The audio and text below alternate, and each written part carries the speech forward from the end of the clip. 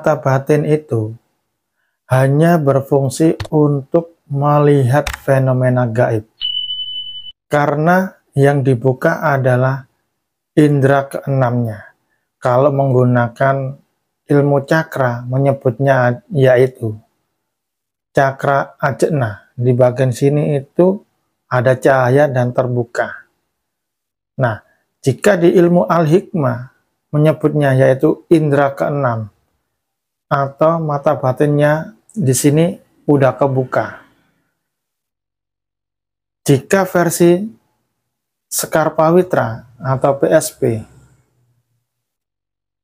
sukma kalian udah aktif, sukmamu udah aktif, maka bisa digunakan untuk melihat alam gaib maupun makhluk gaib. Kenapa? Karena sukma itu gaibnya manusia, sedangkan alam jin dan makhluk gaib yaitu jin itu frekuensinya setara dengan sukma. Jika sukmamu aktif, maka secara otomatis menurut sistem atau hukum alam, maka kamu udah bisa melihat alam jin dan makhluk gaib. Sama halnya dengan manusia yang memiliki jasad ini. Ini ada di frekuensi kenyataan, yaitu dunia nyata. Hidup kita ada di bumi, di alam bumi. Sesama manusia, satu frekuensi, bisa melihat, bisa menyentuh. Yang digunakan untuk melihat, bukan bacaan, atau kita berdoa dulu baru melihat manusia, bukan kan? Yang digunakan untuk melihat yaitu alat yang dinamakan mata di kepala ini. Setelah mata kita terbuka, maka apa yang ada di hadapan kita itu terlihat. Sama halnya dengan ilmu gaib. Jika sukmamu udah aktif, maka frekuensinya udah sama dengan alam jin dan makhluk jin. Sehingga jin tersebut bisa terlihat dan alam jin juga terlihat. Lalu apakah bahaya kita memasuki di alam jin? Menurut kita, menurut saya pribadi atau pelaku spiritual tentang kegaiban, untuk memasuki di alam jin itu tidak berbahaya sama sekali. Berbeda dengan cerita-cerita yang ada di luar sana, katanya jika kita masuk di alam jin itu tidak bisa kembali lagi. Dan di sana terperangkap, diserang oleh banyak makhluk gaib. Ditawan, kamu dinikahi oleh bangsa jin dan tidak bisa kembali lagi ke alam manusia. Itu menurut saya doktrin yang salah. Alangkah baiknya kamu jalani terlebih dahulu dan alami terlebih dahulu baru bercerita. Jangan menyampaikan cerita orang lain sehingga timbul opini nantinya. Jadi tidak ada kenyataannya. Jadi ini saya cerita tentang apa yang saya alami sendiri menggunakan ilmu gaib. Jadi saat kita masuk di alam jin, itu pemandangannya sangat indah sekali. Tidak ada pemandangan yang tidak indah di alam jin. Pemandangan apapun yang ada di bumi ini kalah indah dengan yang ada di alam jin. Penghuninya, makhluk-makhluknya juga begitu. Nah, sangat unik. Uniknya itu bagaimana? Saat kita bertemu sama sosok gaib, misalkan di hadapan kita ini ada harimau besar. Kita hanya mengucap, Assalamualaikum ya gaib. Maka harimau besar itu dia berubah. Berubah bisa dia jadi seorang laki-laki maupun perempuan, ataupun kakek-kakek, ataupun pemuda yang tampan. Juga tiba-tiba hilang. Juga kadang berubah jadi cahaya atau sinar. Nah, itulah keunikan yang ada di alam jin. Nah, berbeda di alam manusia. Jika ketemu orang yang badannya besar, kita mengucap Assalamualaikum. Dia menjawab Waalaikumsalam. Tetap tidak berubah. Nah, kalau di alam jin, dia berubah. Karena jin itu tidak memiliki bentuk kasar atau tidak memiliki bentuk yang pasti seperti halnya dengan manusia. Nah, jika kalian masuk di alam jin, ketemu sosok harimau besar, kemudian membaca doa penghancur untuk menghancurkan jin, tentu saja kalian nanti diserang. Kenapa? Karena kalian ini masuk di alamnya jin dan melukai jin, maka kamu dikeroyok sama jin. Nah, jadi kita harus mengerti hukum alam atau hukum eksistensinya. Saat kita masuk di daerah orang, bersikaplah yang bijak, bersopan santun.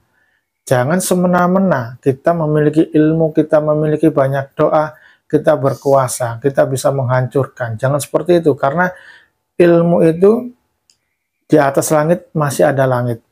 Dan yang memberikan suatu kemujaraban ilmu itu adalah Tuhan, bukan dirimu. Ya. Jadi, alam jin itu sangat indah sekali. Nah, jika kita bersahabat dengan alam jin, makhluk gaib, maka alam jin maupun makhluk gaib yang ada di sekitarmu itu bersahabat denganmu juga. Lalu, bagaimana cara kita untuk memasuki alam jin yang benar? Jadi caranya kita bermeditasi, yaitu mengaktifkan sukma terlebih dahulu. Setelah sukmamu itu udah aktif, ya, kemudian bacalah etikanya atau peraturan di alam jin tersebut. Assalamualaikum ya alam gaib. Assalamualaikum ya penghuni alam gaib. Assalamualaikum ya gaib. Izinkan saya untuk memasuki di alam gaib. Nah, bila setelah kita membaca etika tersebut, terlihat pemandangan yang sangat indah, gunung yang sangat indah, hutan yang sangat indah, danau yang sangat indah, air terjun yang sangat indah, alam apapun yang terlihat saat itu, yang sebelumnya kalian belum pernah melihatnya di bumi, itulah ciri utama dari alam jin. Jika kalian udah melihat hal seperti itu, berucap terima kasihlah dengan cara membaca Assalamualaikum ya alam gaib. Terima kasih saya udah diterima di alam gaib ini. Jadi kita minta izin masuk di alam jin. Setelah diizinkan masuk, berterima kasihlah. Setelah berterima kasih, kita berjalan-jalan dengan cara apa? Setelah terlihat pemandangan yang indah, setelah membaca terima kasih, baca Assalamualaikum ya gaib. Kenalkan diri dulu. Perkenalkan, nama saya dari desa. Ya. Sama halnya kita kalau masuk ke daerah orang, kita bertemu sama orang baru, pasti kita kenalan dulu kan. Nama saya dari desa mana kan gitu. Nah, setelah kita memperkenalkan diri, baca lagi, Assalamualaikum ya gaib, izinkan saya untuk melanjutkan perjalanan ini. Nah, kemudian ikuti saja, mau kemana? Ikuti terus-menerus, berjalan aja pelan-pelan di alam jin itu. Lihat di kanan dan ke kiri pemandangannya. Jika kamu melihat gaib, melihat orang tua ataupun wanita yang cantik, baca Assalamualaikum ya gaib. Dia pasti berubah bentuk. Berubah, entah jadi cahaya, entah jadi lebih cantik lagi, atau lebih tua lagi, atau jadi hewan. Ya, pasti dia berubah. Kenapa? Karena jin itu menemui manusia pasti tidak menggunakan wujud aslinya. Karena unsur jin yaitu satu dari api dan tidak memiliki jasad, tidak memiliki bentuk kasar, sehingga dia itu menjelma. Bisa berubah bentuk sesuai dengan keinginannya.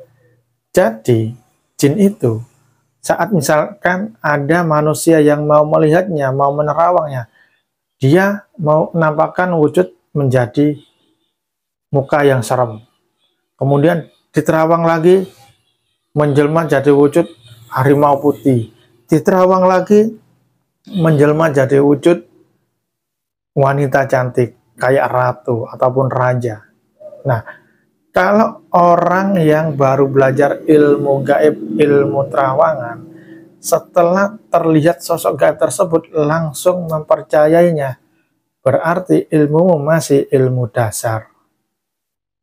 Lalu bagaimana sistemnya? Jadi jika kita menggunakan ilmu terawangan, sudah terlihat makhluk gaib, misalkan ada orang yang wajahnya hancur. Nah, kemudian kita baca, Assalamualaikum ya gaib. Nah, pasti dia berubah bentuknya. Baca lagi, Assalamualaikum ya gaib. Tunjukkan wujud aslimu. Nah, jadi ada urutannya. Jangan sekali ada penampakan kamu percaya itu wujudnya. Karena jin itu berbeda dengan manusia. Jika manusia terlihat itu wanita, itu laki-laki, ya laki-laki, nggak bisa berubah lagi. Berbeda dengan jin. Jika kamu di perjalanan, di tempat angker, di hutan, melihat sosok perempuan, menganggapnya itu adalah wujud aslinya. Entah itu kuntilanak misalkan. Nah, baca dulu, Assalamualaikum ya gaib. Dia berubah apa enggak? Nah, pasti berubah. Nah, baca lagi, tunjukkan wujud aslinya. Sampai di wujud yang terakhir itu wujud seperti apa. Nah, itulah cara masuk di alam jin dan cara untuk menghadapi makhluk gaib untuk menunjukkan wujud aslinya. Assalamualaikum warahmatullahi wabarakatuh.